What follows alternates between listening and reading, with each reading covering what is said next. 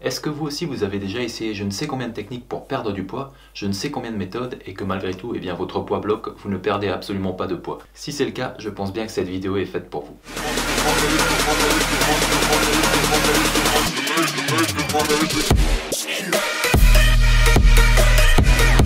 Bon, c'est vrai que c'est un peu chiant quand on a l'impression de bien faire les choses, de bien tout suivre à la lettre et que malgré tout, eh bien, on n'a pas de résultat.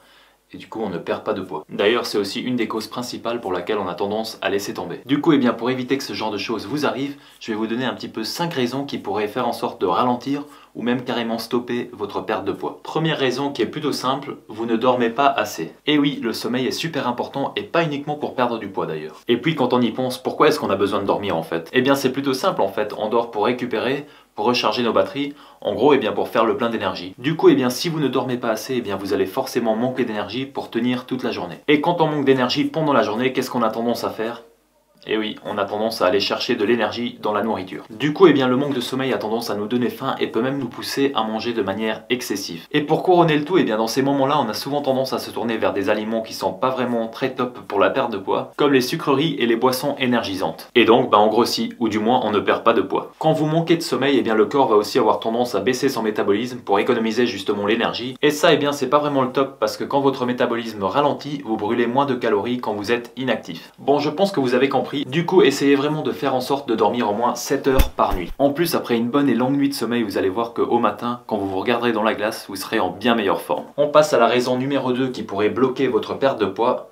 Vous n'êtes pas régulier. Ça arrive souvent aussi quand on a décidé de perdre du poids, et bien on a vraiment du mal à tenir jusqu'au bout et du coup on n'est pas du tout régulier. Et c'est surtout le cas quand on a beaucoup de poids à perdre. On décide de suivre un régime, de commencer une activité physique et là c'est parti, on est motivé pendant une semaine ou deux et puis petit à petit arrive le moment où on va commencer à douter, où on a l'impression eh bien, que rien ne change, qu'on ne perd pas de poids, qu'on est toujours pareil, qu'on n'a absolument aucun résultat. Et dans ces cas-là, eh bien, très souvent, qu'est-ce qu'on fait? Eh bien on arrête tout et pendant un petit temps on va replonger dans nos anciennes habitudes jusqu'au moment où la motivation revient et là c'est parti, on teste un nouveau régime, on teste de nouvelles activités physiques et cette fois-ci on sent que c'est la bonne et qu'on ira jusqu'au bout. Sauf qu'en fait eh bien, on est en train de tourner en rond dans un cercle vicieux. Quand on a vraiment beaucoup de poids, c'est vraiment très important de ne rien lâcher et d'aller jusqu'au bout ou du moins jusqu'au moment où vous verrez vos premiers résultats. Du coup c'est absolument normal de ne pas voir des résultats tout de suite après 1 ou 2 semaines ou même 3 semaines. Pour avoir des résultats je dirais qu'il faut compter au moins 1 mois ou 2. Alors il faut vraiment tenir le coup jusque là et ne croyez surtout pas que vos efforts ne servent à rien. Peu importe quelle diète vous suivez, peu importe quelle activité physique vous pratiquez, du moment que vous avez amélioré vos habitudes alimentaires et que vous faites du sport, eh bien c'est sûr que si vous êtes régulier, vous aurez des résultats. Troisième raison, vous mangez plus que ce que vous croyez. Et oui, si vous ne comptez pas vos calories, vous aurez tendance à sous-estimer la quantité de calories que vous pouvez avaler en une journée. Du coup, faites vraiment très attention avec ça parce qu'il y a un tas d'aliments,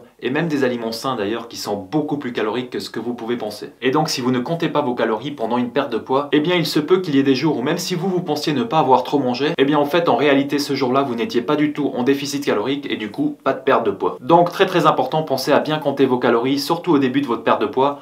Après, au fur et à mesure que vous perdrez du poids, vous saurez plus ou moins où vous en êtes. Pour faire ça, en plus, c'est pas très compliqué. Vous téléchargez l'application MyFitnessPal. Moi, c'est celle que j'utilise. C'est vraiment très facile à utiliser et avec ça, au moins, vous saurez exactement le nombre de calories que vous pouvez avaler. Après, si vous faites comme moi et vous suivez une diète où vous mangez tous les jours la même chose, eh bien, vous aurez juste à peser et à compter vos calories une seule fois, puisque après, vous saurez exactement le nombre de calories que ça vous fait sur la journée. Mais par contre, pour ceux qui veulent perdre du poids en ayant une alimentation variée, en mangeant de tout et sans privation, et bien dans ce cas-là, si vous ne comptez pas vos calories, ça risque d'être très difficile. Quatrième raison, vous comptez uniquement sur l'activité physique pour perdre du poids. D'ailleurs c'est marrant, ça me rappelle moi à l'époque où je ne m'intéressais pas du tout à l'alimentation. J'essayais de perdre du poids et du coup je faisais des séances de sport ultra intensifs avec du cardio, de la muscu et tout et à la fin de la séance, eh bien je mangeais une pizza, un McDo ou un kebab. Et le pire c'est que je ne culpabilisais pas du tout. Je me disais putain aujourd'hui tu t'es vraiment bien dépensé, tu t'es donné à fond, donc tu l'as bien mérité. Alors que non, tu n'as rien mérité du tout, tu viens juste de foutre en l'air le nombre de calories que tu as brûlées pendant ta séance de sport. Oui parce que ne l'oublions pas, l'activité physique c'est vraiment super, ça a un tas de vertus,